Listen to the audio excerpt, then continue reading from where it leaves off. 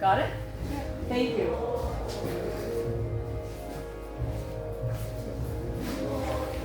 Yeah, wrath. Extreme anger.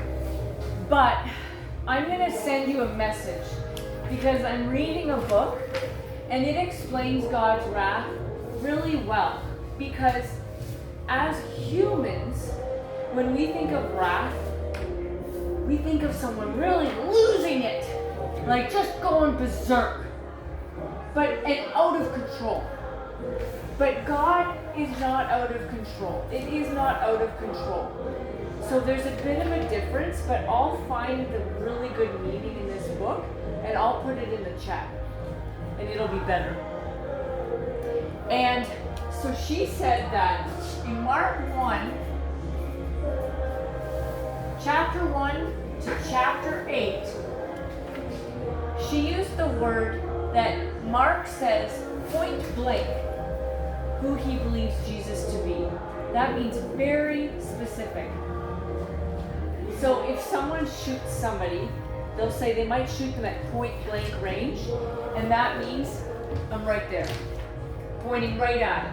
No missing, you're point blank, okay? So she was saying that he was saying point blank, this is who I think Jesus is. He's the Son of God. Make sense? And then she said the center, but only chapters 9 and 10.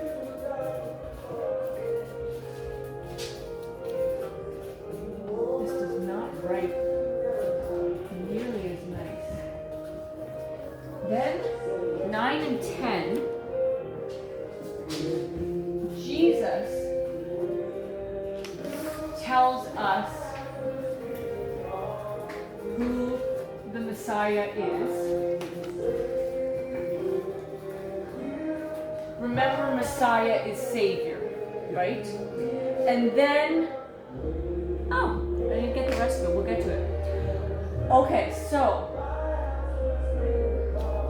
in this section, Jesus tells us that the Messiah is going to be killed, but the guys still don't get it. They think, remember we've talked about, they think a king is different. They think a Messiah is different. They think the Messiah will save them from the Romans. Remember that? And she gave an interesting thing. She said, from 597 BC, before Christ, they were controlled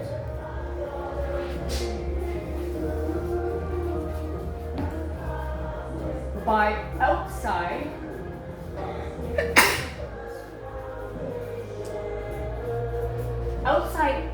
empires, outside kingdoms.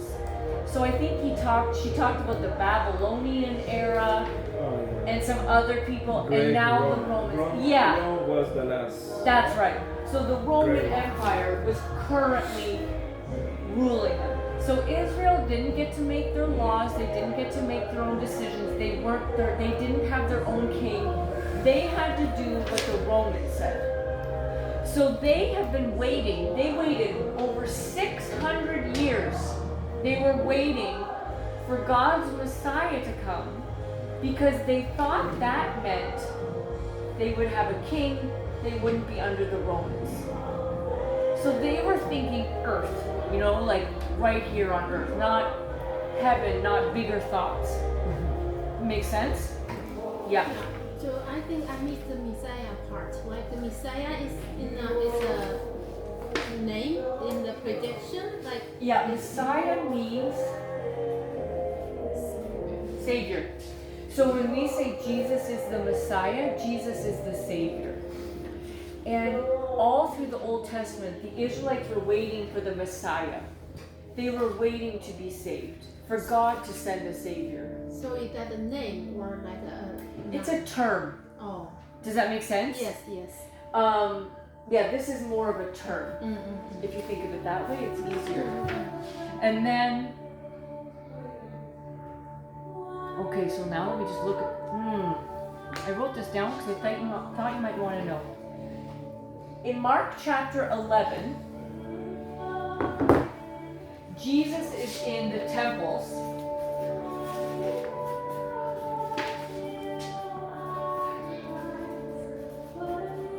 And religious leaders are getting angry.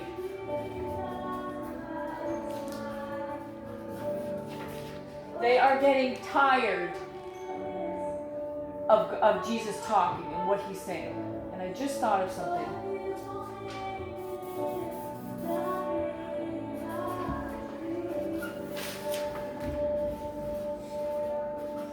Righteous anger. So when we think about, if I said, oh my goodness, Paulo let all his wrath out today, that's when we think of extreme anger, out of control, you're just going off on everybody. That's what we think of as wrath. But wrath in the Bible is righteous anger. Good anger because it's angry at the right things or about the right things. Does that make sense? Jesus didn't let loose because his disciples showed up late. He was rightly angry because of sin. Does that make sense? Angry about the right things. Or about sin or the right things.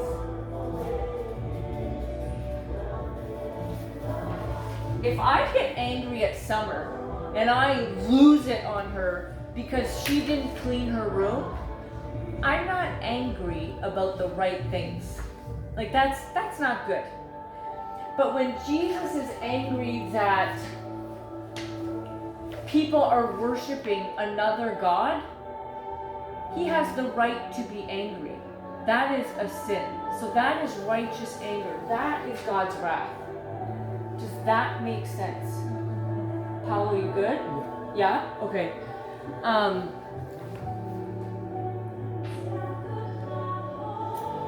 And then, here's what I wanted to ask you guys. In chapter 14, verse 1 and 2, Jesus goes to celebrate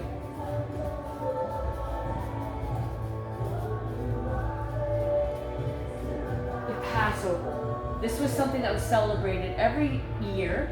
He went with his disciples to celebrate. Do you know what the Passover is? I wondered this because I had this talk with Linda. In the Old Testament, the Israelites were being ruled by the Egyptians. And they made Israel slaves. And they treated them terribly. And God tried different things to make the Egyptian Pharaoh, the Egyptian king, say, okay, you guys can go. But Pharaoh always changed his mind and made them stay slaves. So the last thing that God tried, and he always warned Pharaoh, he said, let the Israelites go or I will send disease. Let the Israelites go or I will send so many flies you can't even see the trees. You know, like he always gave him a chance to say, okay. I'll let them go. Don't do that.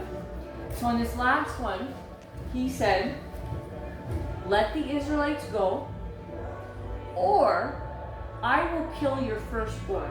I will kill your oldest son. But he gave an exit.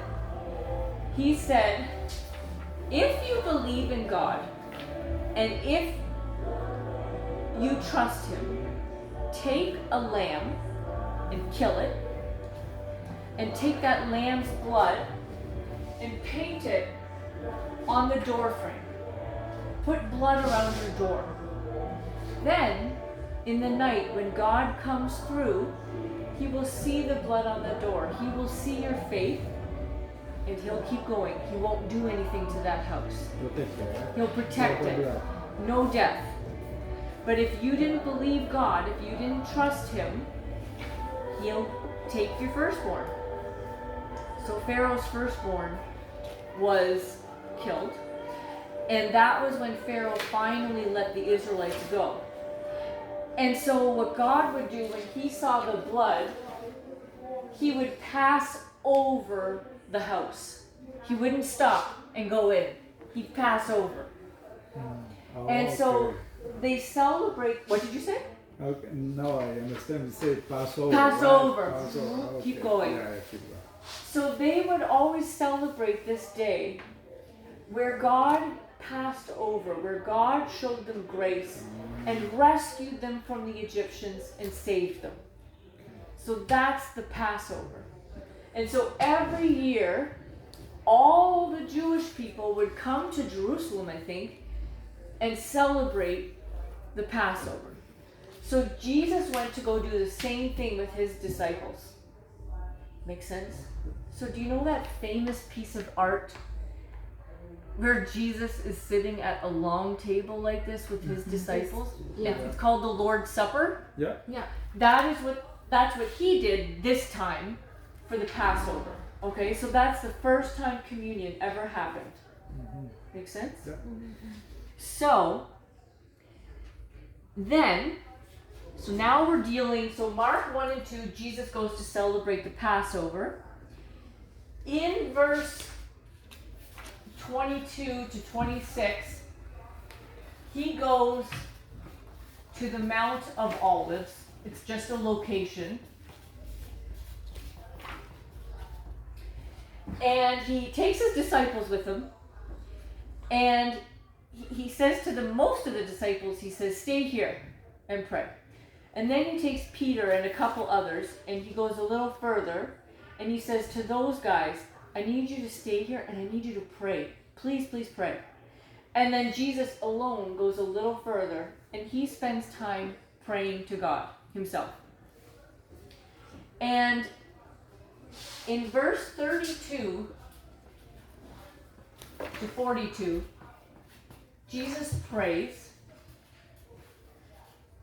and the word that she used was, he was in anguish. Have you heard the word anguish? Do you know the word agony? Yeah. Do you know agony is extreme pain. Physically or mentally or emotional, extreme pain. So anguish is like agony, which is extreme pain. When you are giving birth to a baby, you are in agony. You are in anguish. You are in extreme pain. Make sense? And your heart can be in extreme pain. So Jesus was praying, and he was in anguish. He was in such anguish, he was sweating blood. Yeah. You never hear of anybody doing that, right? Like, how often do you get that stressed? So that's extreme. And what he was asking was, he was asking God to take this cup from him.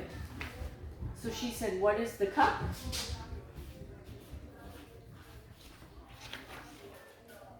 Oh.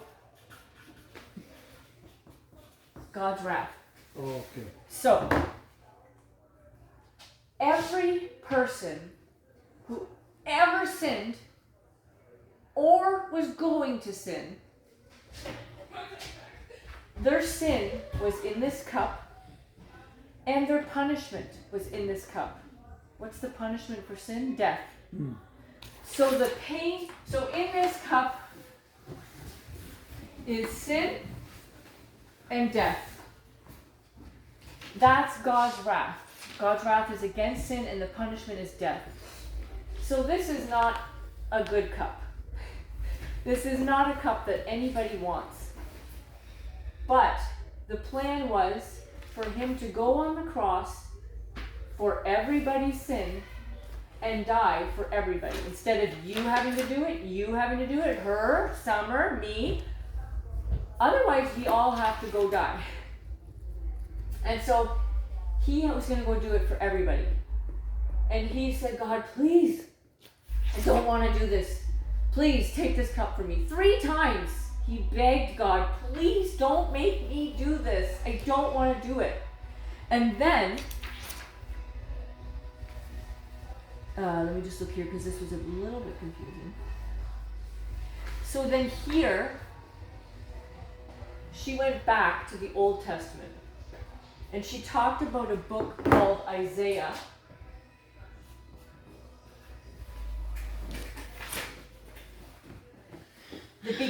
The first half of Isaiah, I wrote it down so I'd understand this, is written to the people who are living in the wilderness. They're nowhere. They're not in any country. They're just out in the middle of nowhere.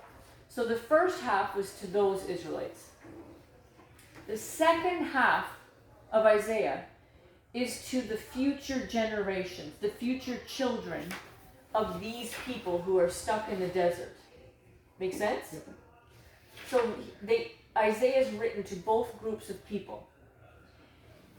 And when they were in exile, they couldn't figure out why God wasn't saving them.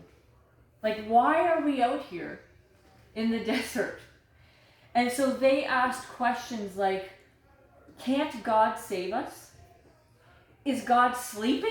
Like, what the heck? Where is he? And then the famous question that everybody asks, why do bad things happen to good people? Have you heard that before? Yeah, there's a book too. Is it? I think it is a book, yes. So the big question is, why do bad things happen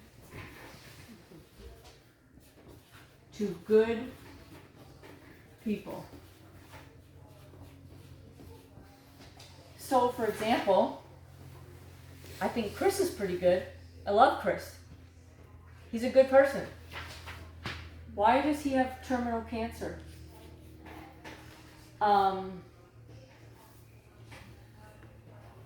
That lady that was murdered in Vineland, remember? I told you? People loved her. She was so helpful. Like when you read her stories, she sounded unbelievable. She was a good person. Why did her husband have to murder her? Like, why did she have to suffer? She's a good person. This is a question that we all ask. You all, at some point, you're like, what the heck? Right? Mm-hmm. And so the Israelites were saying the same thing. We're stuck in this desert. We're God's people, so we're good. Why are we having this bad situation? And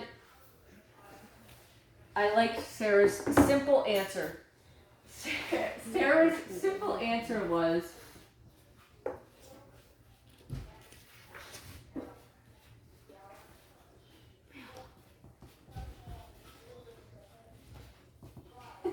because you aren't good. Nobody is good. I'm not good. Chris isn't good. That mother isn't good. All have sinned. There's that verse. All have sinned and fall short of the glory of God. Not one person is good when it comes to sin. Make sense? So really, everybody deserves to suffer, if we think about it that way. Yeah. And the Israelites, when they asked this, they weren't good either. They were sinning over and over and over again. They were worshiping other gods like pieces of metal, you know? They were complaining about food, about water. Why are they in the desert? They should have stayed in Egypt, blah, blah, blah. Like, they just kept sinning. And over again, though, God stayed and saved them. But they weren't good either. So you're asking, why do bad things happen to good people? Well, really, we all deserve bad things, if you think about it. Right? And then, so what we need, what people need, what Jesus' disciples needed, they needed to be saved from their hearts. not just from life circumstances. Does that make sense? Like, they didn't need to be saved from the Romans. They didn't need to be saved in order to have their own country. They didn't need to be saved so that they could own things and buy things and live like other people. That's not what they need saving from. They needed saving because their hearts are messed up. Their hearts can't stick with the plan. And the plan is to do good, and they just can't do it. Make sense? So, and this was very interesting. She said, I'll read it first. We don't like to talk about God's wrath. I shall pause there. And in this book that I told you about, he said, a long time ago, when everybody thought about God, Christians and everything, we always thought about God's wrath. We thought God was just angry all the time. But now, things have changed, and churches think of God as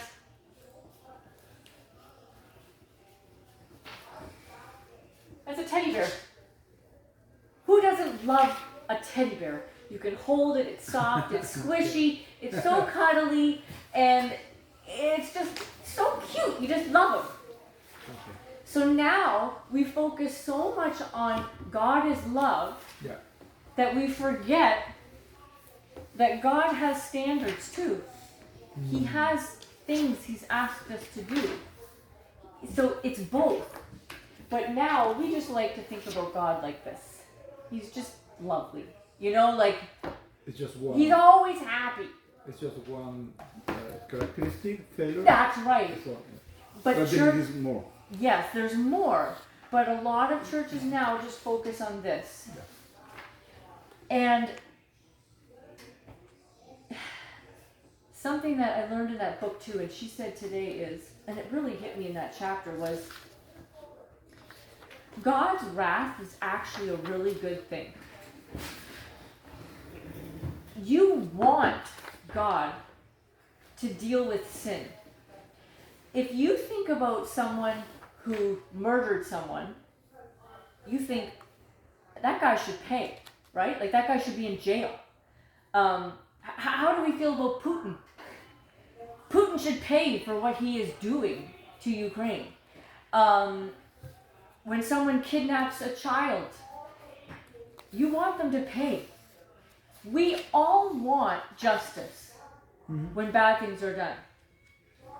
But we don't want justice when it's us. Yeah. If I've done something wrong, I just want you to let it go. Just let it go. I don't want to get what I should get.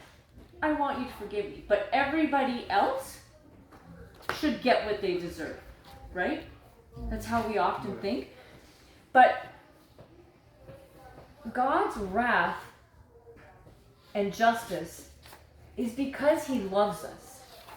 He tells us how to live, not because He's a jerk, not because He wants you to be miserable. It's actually for the best. And something maybe I've said it to you before, but God says don't get divorced. And I was raised, you do not get divorced. And I got divorced. And when I was growing up, I always thought it was just a rule.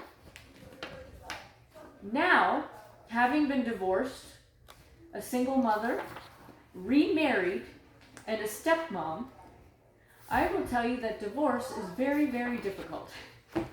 And divorce hurts. And that's just me. We haven't even talked to Summer yet, or the other kids, to see what hurt them. God wasn't trying to be a jerk. He knows the pain that comes with divorce. And He doesn't want to see us deal with that. He doesn't want us to hurt. He's trying to stop us from having to hurt. And So when he says, don't do this, it's because he loves us and wants to protect us. Does that make sense? Mhm. So his wrath is actually good. We want him to deal with sin. We just don't want him to deal with our sin. That's the only problem. But because he has wrath against sin, that's what makes him loving. He's so loving. He doesn't want us to deal with this. That's how loving he is. Make sense? Yeah. So God's wrath,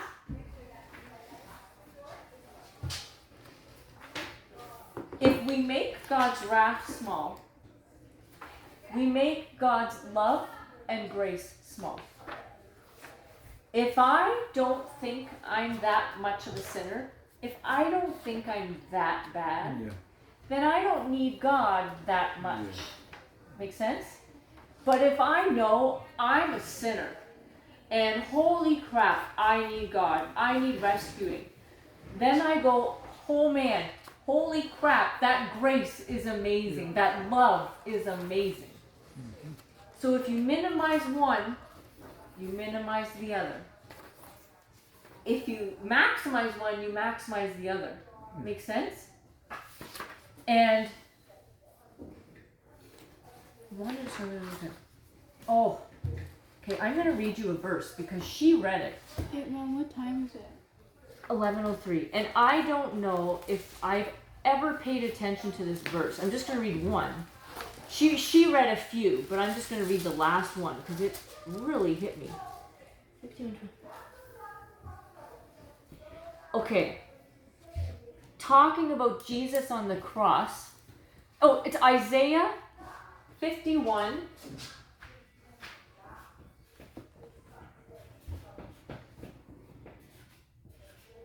And you probably won't understand it when I read it, but I'll explain it.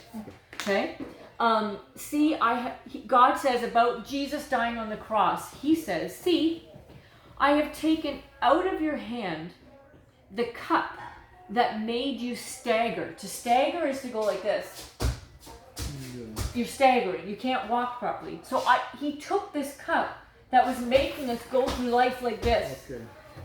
And from that cup, which is the goblet of my wrath, the cup of my wrath, you will never drink again.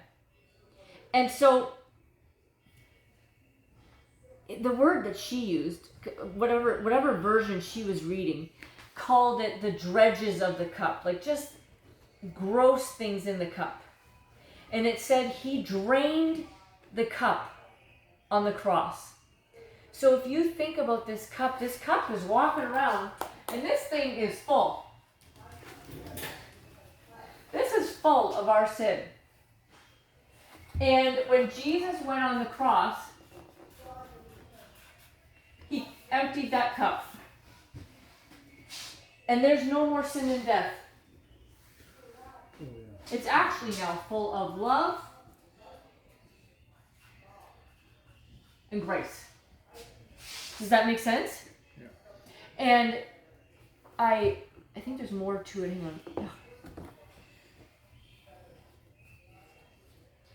on. Okay, so here, Sarah told a story. She said her son started going to junior youth, I think.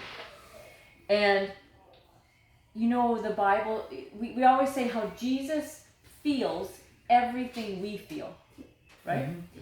And he said, I don't think so. And Sarah said, why? And he said, Jesus never got in trouble. And Sarah said, well, yes, he did. He died on the cross. He was beaten, blah, blah. And he said, yeah, but he never got in trouble because he did something wrong. Yeah. And so she said, Jesus never felt guilt because he never did anything wrong. So he never had anything to feel guilty about. And, oh yeah. Jesus never felt the weight of guilt in life. Because she talked about how much do you hate feeling guilty. When you know you've done something wrong, when you know you've hurt someone, you try to avoid thinking about it, or you try to minimize it. Your stomach turns, your head won't stop. I remember when I was in grade 7, do you know the word vandalize? Here's a good word for you. Vandalize, oops.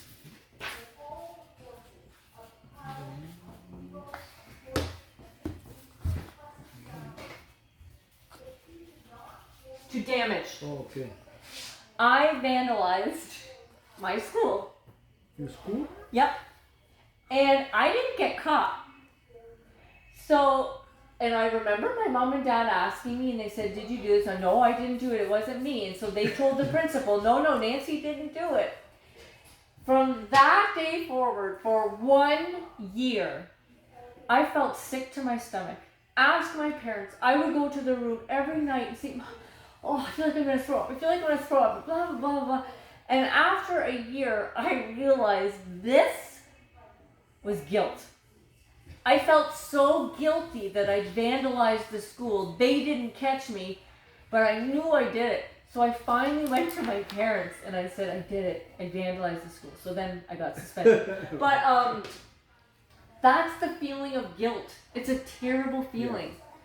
Yeah. And we don't like to feel guilty, right? Yeah. And she said, on the cross, Jesus had to deal with our sin and guilt. Mm. So when he was on here, he drank this cup. This is in him. He was feeling every sin, every ounce of guilt that we ever felt. And not even just you, but like a gazillion people. Everybody's. Mm. So he did feel guilt on the cross because he had to take it on himself so that we didn't have to deal with it anymore.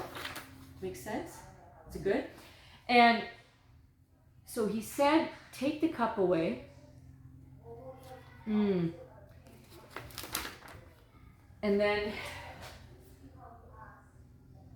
he said, where did he say it? He did. Okay. So he said, take the cup. But your will, not mine. If I tell Summer, okay, Summer, I want you to come with me for a walk with the dogs. Summer can say, please, Mom, please don't make me go for a walk with the dogs. But if that's what you want, I'll do it. So Summer is saying, but your will, Mom, and not mine. Because her will is to not walk the dogs. And my will is to have her come with me to walk the dogs.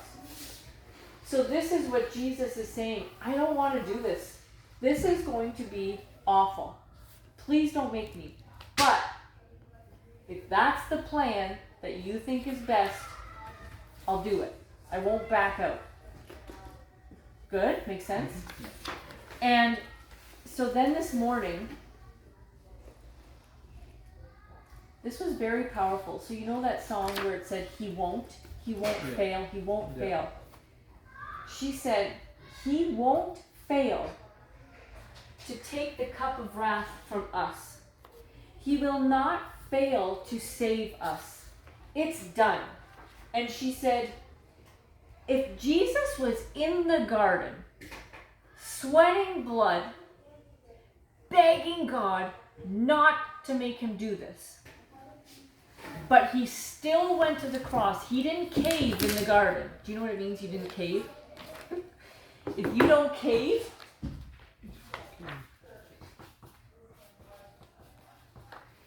you don't give in. You don't surrender to pressure. If I say to Summer, Summer, you're not having any cookies for 1 week. And then she comes to me on Tuesday, please, Mom, please, please, I can't live without a cookie. I need a cookie. I need a cookie. And I finally say, fine, have a cookie. I caved. I caved to the pressure. I didn't stay strong. I broke. But Jesus didn't cave in the garden. Oh yeah. He did not run away from taking the cup. He did not run away from the cross. So she says, if in that terrible moment where all of this was on him, if he didn't cave, he's not caving now. Even on the cross, I often think he could have gotten down. He could have said, screw you, look it, I am God, and get down from the cross. He absolutely could have. But he didn't. He never escaped it. And if he's not going to escape it in that moment, he's not going to leave you now. There's nothing you can do now that'll be worse than this.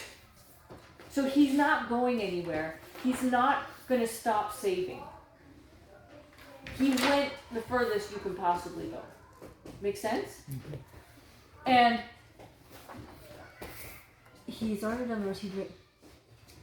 And she said, you don't have to worry because he already did the worst thing. He already emptied the cup. You are not walking around with a cup full of terrible stuff. You're walking around with a lovely, clean cup because Jesus took care of it. Make sense? And she pointed out that after this prayer, so he's begging, begging, begging. But then he gets up and he goes to his disciples and he says, all right, guys, let's go. Because here comes the man who's going to betray me. He saw Judas coming and he said, here we go. It starts right now. But he was calm. He was committed and determined. He saw Judas coming and he said, okay, bring it. Let's do it. You know? And so after choosing to trust God, he was calm and ready. Make sense? Mhm. And she pointed out that he knows who's in control and he trusts his Father. And so he was willing and able to go through it. And this book that I'm reading, The Good and Beautiful God, that I keep talking about, he keeps pointing out that Jesus was willing to trust God a lot of times because he knew God. And he knew he was loved. And he knew God was good. And he knew God was just. So then it's not hard to trust somebody when you believe that. When you're not so sure, it's a lot harder. And so we need to get to know Jesus like that. If we don't, it's going to be hard to trust him. So we need to get to know the God that Jesus knew. Because apparently Jesus thought he was awesome. You know?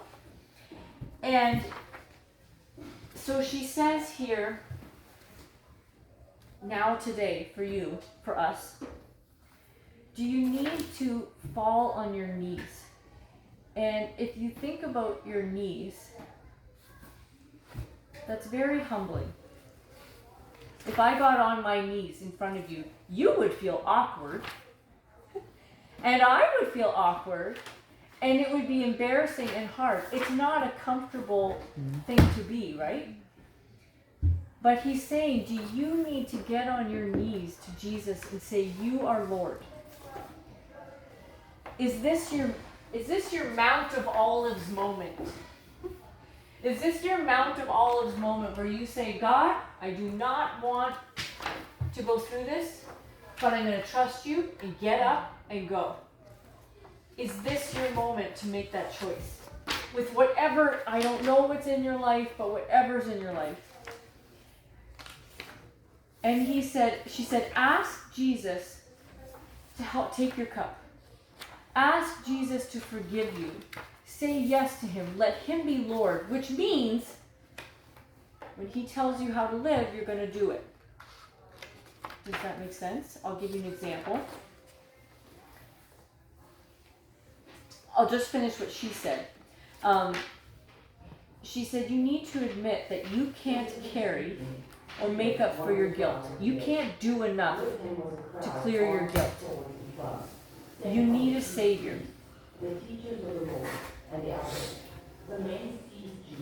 She kind of went on through a bunch. Hang on. Okay. If Jesus is Lord, that means that you do things that are not easy, and you do things differently than everybody else would do it. And I may have said this to you before, maybe not. I'll use abortion as an example. We know abortion. Do you know abortion? When you're pregnant, but you kill the baby. Yeah? I think the hardest part about being a Christian is letting him be Lord. Because the world's solution, if you don't want your baby, is abortion. And it makes sense. They have a problem, they need to deal with it, so they get rid of it. The problem is trusting God. There's a situation that you don't like, and God says, I know you're scared. Trust me. Trust me that I can make this good. I can do something amazing with this. Don't do what the world does. Do it differently. And trust me that I can make something amazing out of this. And I think about it with depression. Times where I've been very low and have dark thoughts. And people take care of it all the time, right? And sometimes I think about God saying, Nancy, I know why they do that. They feel hopeless. They don't know what to live for. I'm telling you to trust me. I've got you here for a reason. I'm giving you breath for a reason. Don't do it. Trust me. Trust me that I can turn this into something good. And this applies to so many situations. Don't lie. Trust me that if you tell the truth, I'm enough. I've got so many examples in my head. But that's the call of a Christian. To make him Lord of my life is to not commit suicide. It is to trust him and get up and breathe and live another day. To trust God means not to have an abortion. To let him be Lord of that pregnancy and trust that he can make something of it. And a lot of times we do it as the world does it, and that's the situation till we get to heaven. But let's fight to make him Lord of our life. To let him call the shots even though it's different and hard. Does that make sense? I just wanted to say that because of when she says to make him Lord of your life.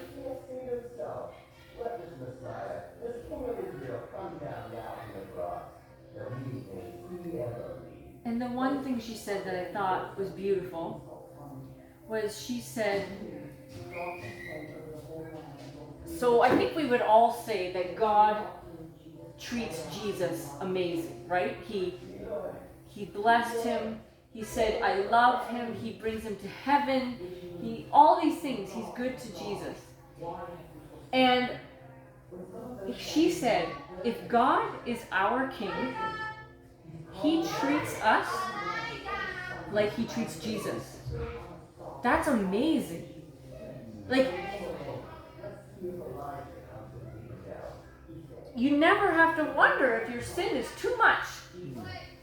I so often feel like I'm just different. I'm a really difficult case, so God can't love me. That's not true. The only thing is he treats you like Jesus. And that's amazing that you don't have to worry about that. That he gives you all that he gives Jesus. And so she said, do you need to stop and confess today? Do you need to tell someone about something that is really killing you? Sin or a hurt? what sin is making us struggle through life right now? We all have them, even if we want to act like we don't. We do. We all have something. But whatever that sin is, he dealt with it. He's not on the cross, he's off. It's done. So confess it and move on. He doesn't want to stay here. He wants to go here, walk around with this cup of love and grace, so don't keep him here. Accept the forgiveness and get out there with that love and grace and live. And she said, if you need prayer, ask people to pray for you. Jesus was surrounded by his disciples. He didn't go through this moment alone. We can't go through this moment alone. We need people to walk through life with us. And she asked, do you need to make a decision? Do you need to obey something that God is asking each of us to do, whatever that is? Do you need to say, okay, I'll do it, even though I don't want to do it this way? Make sense? And she gave ideas. She said, do you need to stay and fight for your marriage? Is there someone you need to forgive? Do you need to be baptized and move forward? Do you need to look at how you can serve instead of just letting everybody serve you? And she said, figure it out. Figure it out. Talk to God. Wrestle with God. Fight with God about it. Pray. Get on your knees and beg and surrender.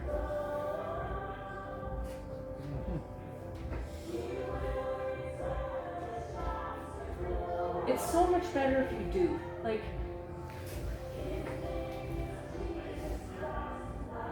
when COVID first happened and Ted's business tanked,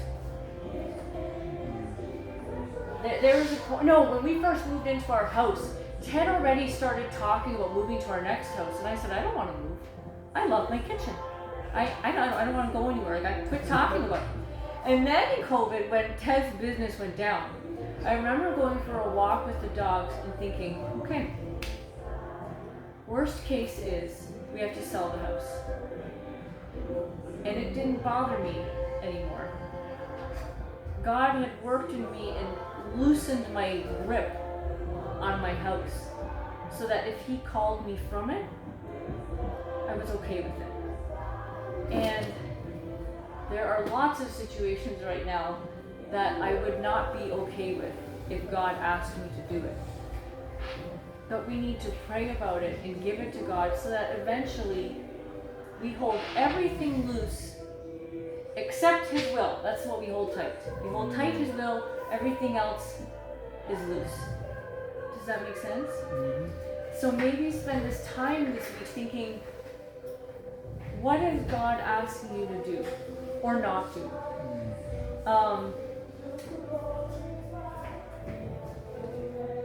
And then have a discussion with him. Tell him why you don't want to do it. And pray for the strength that you'll do it anyway.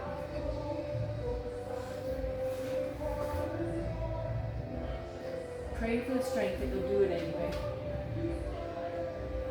Jesus did not have a good time here, but he did it anyway. Make sense? Any questions? No? You're okay? Yeah, that's okay.